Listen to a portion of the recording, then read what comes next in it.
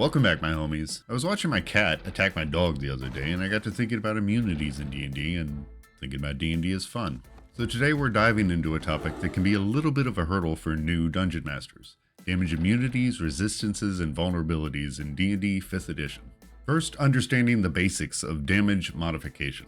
When your wizard hurls a fireball and your rogue expertly lands a dagger in the back of an unsuspecting guard, damage is dealt in specific types, like fire, cold, piercing, or bludgeoning. And the three terms immunity, resistance, and vulnerability, as well as the damage type, all play a role in how much damage a creature actually ends up taking. And most monsters don't have any modifiers. But for those special critters who do, let's break down what those modifiers mean. Immunity means that a creature takes absolutely zero damage from that damage type. A fire-immune red dragon would just shrug off a fireball like it's a warm breeze.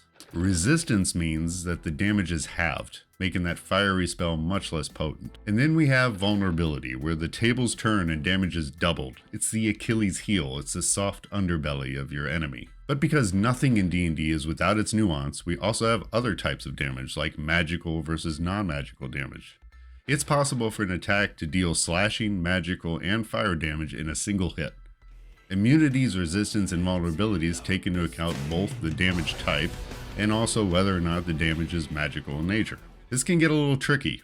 Let's say your character is a rogue and has the dagger of venom like basically every rogue ever has had, and you're fighting a ghost. It's your turn, you reach out and you stab that ghost in its ectoplasmic face. You deal some damage, 7 points piercing and 11 points of poison damage. However, the ghost has immunity to poison, so it takes none of the poison damage.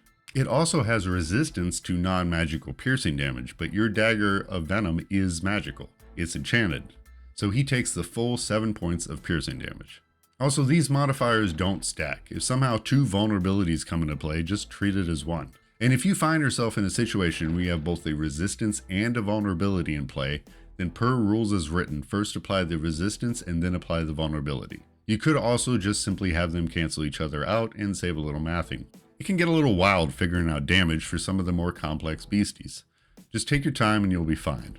If you do like me and you print out your monster stat blocks for ease of use, then you can get yourself a highlighter and highlight those damage modifiers so you don't forget them.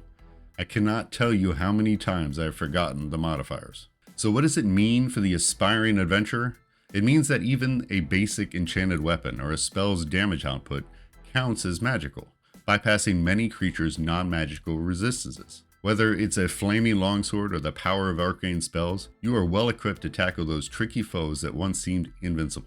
So even that lowly +1 sword is much more than just +1. This is a game changer against a creature that has a non-magical damage resistance or vulnerability.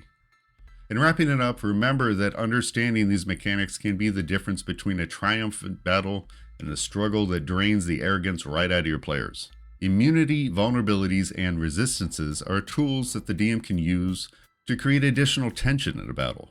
A barbarian raging and attacking a ghost only to see his axe pass through it with no effect is visually interesting. The look of terror on your players' faces when they realize they have no idea how to take the ghost out is also visually interesting. So that's it for this week. Leave a note in the comments if you or your group has ever come across a monster that they simply couldn't kill because of immunities, and how that battle turned out. Don't forget to subscribe if you haven't already and help our baby channel grow. Have a killer week, and I'll see you guys next time.